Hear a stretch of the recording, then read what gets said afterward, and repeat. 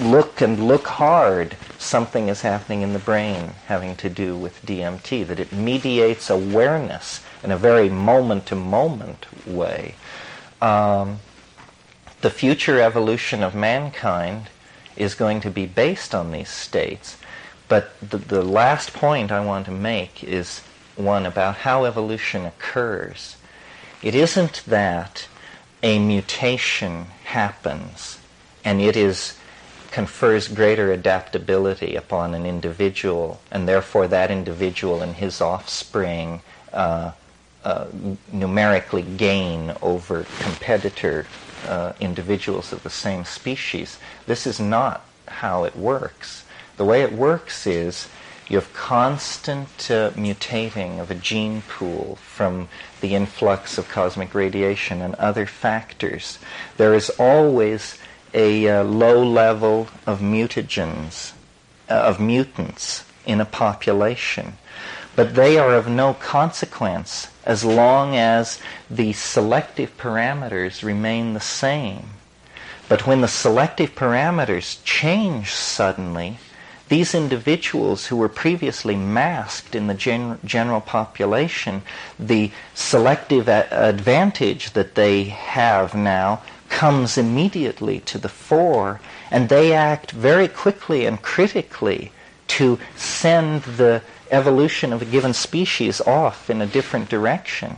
This is why the fossil record progresses in fits and starts, because sudden shifts of environment cause the apparent emergence of new types. It isn't that they cause it, it's that the new types were always there, but not with any advantage. It's that the new situation has conferred a sudden advantage on them, and they are moving then into positions of dominance in the population or the society, if we're talking about human beings.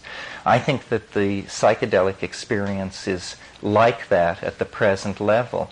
It has conferred, there is a population of different people in the general population, and as conditions change, these people will be seen to have adaptive advantages without being metaphysical about it. An obvious adaptive advantage is what I call the deconditioning effect, that we live in a jungle of propaganda, buy this, believe this, wear this. If you have a symbiotic relationship with a deconditioning agent, you're much more likely to thread your way through that with your soul and your bank account intact. So this is one way of thinking of it. That what the psychedelics really do, I think, is release us from cultural machinery and put you right up against the human essence, and say you no longer have to pretend that you're Scotch-Irish or Witoto or Jewish. You can actually explore the human modality independent of the inertia of these exterior labels. And so it places responsibility, it raises questions of validity, existential honesty with oneself. And I think it promotes the moral life, which I don't think happens if you buy deeply into myths of the tribe, if you're a devoted practitioner of Marxism, fascism, capitalism. I don't think these things will lead you to the moral life, because they are not, they don't arise out of experience. Experience is everything. These are drugs of experience. It's very important to take the moment seriously, reincarnation and all these things aside. What if this were your unique opportunity to unravel it all and not be caught in dissolution? Because I think that there is a potential for immortality, but it isn't assured. It is something which comes to the courageous. And somehow in the historical experience, we've gotten the idea through Orthodox religions that salvation comes to the subservient. And this is totally wrong. It is more like the Greek ideal of the hero, that if you are heroic enough, once you're dead, you'll be a god. And I think this is what these things summon us all to. And the thing to look at are the things which don't fit any paradigm, the anomalies, the paranormal things, the self-transforming elf machines, the UFOs, all of these things. I don't know, it has to do with this whole thing. See, the alien is an archetype, as well as whatever else it may be.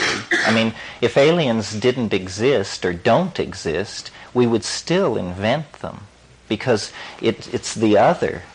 You know, I've made the metaphor that we have arrived at some kind of collective puberty, where we now are fascinated by the notion of a non-human partner.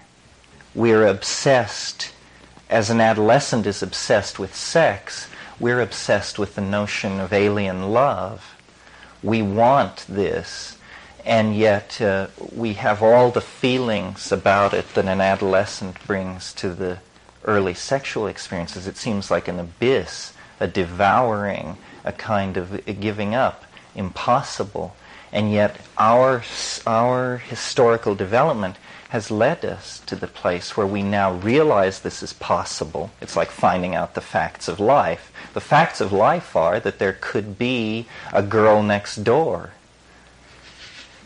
And now, who's an alien, of course. What other kind of girl next door could it be? So then, there's a girl next door. And so it's not all the talk about the wonderful technical benefits that we would reap and all this, and is obviously, it isn't that. It's an erotic fascination with the notion of the other that drives us. And perhaps this is why in the psychedelic experience the alien emerges so fully and completely, because it is a repressed notion. Although I've noticed in the history of the phenomenology of UFO contacts, the theme, it was first a light in the sky, then we had all these exotic abductions, and then in the last 4 or 5 years there are more and more persistent stories of sexual relations, pregnancies, this kind of thing. Well, this obviously means that, we're growing up, we're getting older, the pressure is on to come to terms with how this thing is going to present itself. Yes. So, it's hardly respectable to say these things anywhere. I mean, fortunately, I work for a living, so I can say these things. But the amount of anecdotal material that would come pouring forth if these things were stressed, I think, would shock everyone. And somehow it has to be taken out, and this is a really sensitive issue that is very hard to talk about. How can such a screwy notion be taken out of the hands of squirrels?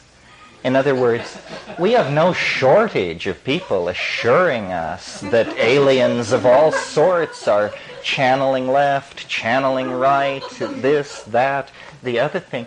The problem is the reverse of the problem in radiotelescopy, where they search the skies and get nothing. Our problem is just a cacophony of hysterical claim-making. Where do you begin? The Urantia book, you've got the Nine, you've got all kinds, and this is not a new phenomenon.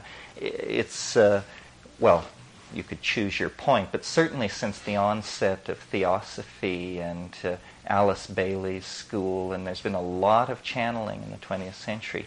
So the problem is one of filters. Which aliens do you believe, and how do you tell garbage from the real thing?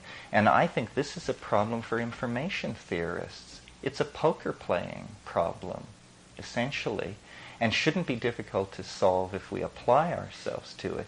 It's just that for us, the notion of a dialogue with an interior other is psychopathy. So we're very leery of that, or we're very something of that. Albert or Metzner? Anyway, I noticed that Sasha, when he described the phenomenology of psilocybin, didn't say a thing about self-transforming elf machines or whispered messages from gods and demons. He did mention demons. So you're free to believe that this is the raving of an unhinged mind, but, being a Jeremiah figure is a great tradition, and they usually have the last laugh.